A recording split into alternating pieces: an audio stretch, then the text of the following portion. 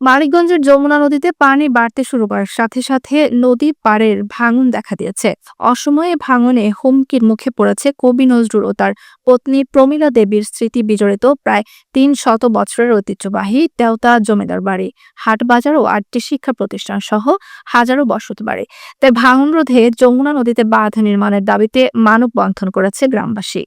মানিকগঞ্জ থেকে সহকর্মী মোহাম্মদ আশরাফুল ইসলামের পাঠানো তথ্যচিত্রে বিস্তারিত।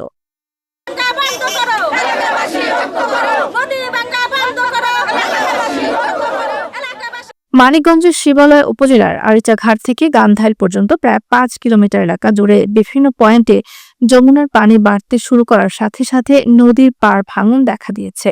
এতে ভাঙন আতঙ্কে দিন কাটাচ্ছেন নদীর পাড়ের হাজারো মানুষ। তাই ভাঙন রোধে যমুনা নদীতে বাঁধ নির্মাণের দাবিতে মানববন্ধন করেছে শিবালয় উপজেলার তেওতা ইউনিয়নের গ্রামবাসী।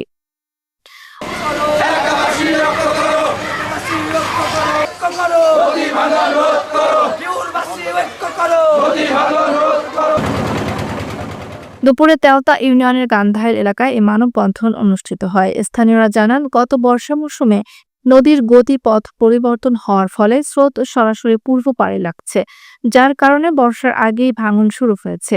নদী ভাঙনে ইতিমধ্যে বেশ কিছু ফসলি জমি নদীগর্ভে বিলীন হয়ে গেছে। বর্ষা মৌসুম শুরুর আগেই এমন অবস্থা হলে নদীতে জোয়ার আসলে নদীগর্ভে বিলীন হয়ে যেতে পারে এই অঞ্চলটি। স্থানীয়দের দাবি, দ্রুত নদীর পাড় জিও ব্যাগ ফেলে ভাঙন না ঠেকালে মানচিত্র থেকে হারিয়ে যাবে ঐতিহ্যবাহী তেওতা এলাকাটি। এ কারণে সংশ্লিষ্টদের দ্রুত ভাঙন রোধে কার্যকরী ব্যবস্থা নেওয়ার দাবি জানান এলাকাবাসী। বাবারে, আমরা নদীর পাড় থাকি, আমাকে বাড়িঘর নাই, আমরা কোথায় যাব? আমাকে নদীর রাস্তা ফিরিয়ে দেন, ভাঙ্গা কিছু বস্তা দিয়ে ফেলাই আমাকে নদীর ভাঙ্গা ফিরিয়ে দেন। তাহলে আমরা কোথায় যেতে পারবো না, আমরা সারা রাত ঘুম পাই না, নদীর পাড় বসে থাকি। কোন সময় আমাকে বাড়িঘর ভাঙ্গে নদীতে নিয়ে যাবে আমরা খুঁজতে পারবো না। আপনারা দয়া করে আমাকে নদীটা একটু ভাঙ্গা ফিরিয়ে দেন, কিছু বস্তা ফেলাই দেন, আমাকে সাহায্য করেন আপনারা। আমাদের নদী ভাঙ্গে যেতেছে, আমার নদী ভাঙলে আমাকে বাড়িঘর ভাঙ্গে যাইব। আর 50 বছর বয়স, এই বয়সে 10 বার আমার বাড়ি ভেঙে গেছে। আস্তে আস্তে আমরা নিঃস্ব হয়ে গেছি, সয় সম্বল হারিয়ে পোলাপান বাচ্চা কাচ্চা নিয়ে আমরা অসহায় জীবনযাপন করছি। আবারও ভাঙনের মুখে আমরা পড়ে গেছি। এখন আমাদের রাত্রে ঘুম হয় না, কখন যেন আমাদের বাড়িঘর এই নদীতে আবার ভেঙে নিয়ে যায়।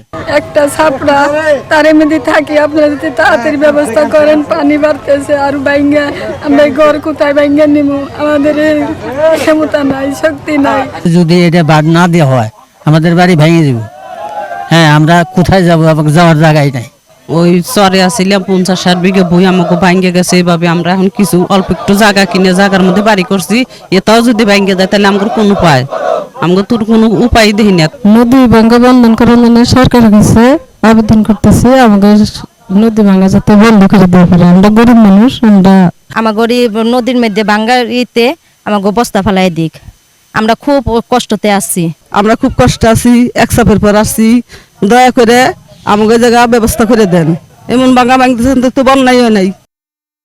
নদী ভাঙনের ফলে জমিদার আমলের 2টি স্কুল, একটি হাট বাজার, ইউনিয়ন পরিষদ, ভূমি অফিস সহ হাজারো বসত বাড়ি নদী ভাঙনের হুমকিতে রয়েছে। ইতিমধ্যে পানি উন্নয়ন বোর্ড সামান্য কিছু জিও ব্যাগ ফেললেও তা ভাঙন রোধে খুবই সামান্য। তাই ভাঙন রোধে দ্রুত কার্যকরী ব্যবস্থা গ্রহণের দাবি সচেতন মহলের।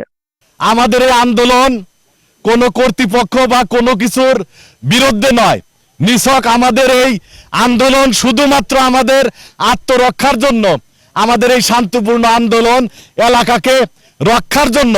নদী ভাঙনের সৃষ্টি প্রাকৃতিক কারণেও নদী ভাঙনের সৃষ্টি হয়ে থাকে এবং উপযুক্ত আমরা বিগত জালিম সরকারের কয়েক বছর যাবত আমরা লক্ষ্য করছি অবৈধভাবে গভীর খনন যন্ত্রের মাধ্যমে, অবৈধ ডেজার ব্যবসা, বালি ব্যবসার মাধ্যমে যত্রতত্র ভাবে বালু খেক সন্ত্রাসীরা মাটি উত্তোলনের কারণেও যেখানে নদী ভাঙনের কোনো প্রবণতা নেই সেখানেও নদী ভাঙনের ব্যাপক ঝুঁকি দেখা দেয় এবং ব্যাপক ভাঙনের সৃষ্টি হয় বর্ষা মৌসুমে। কাজেই আমরা এই ভাঙনের হাত থেকে রক্ষার জন্যই বর্ষা মৌসুমের পাককালে টেকসই কার্যকর ব্যবস্থা গ্রহণের দাবিতে দীর্ঘস্থায়ী ব্যবস্থা গ্রহণের দাবিতে আমাদের এই শান্তিপূর্ণ আন্দোলন, শুধুই নিজেদের এলাকাকে রক্ষার স্বার্থে আমাদের এই শান্তিপূর্ণ আন্দোলন।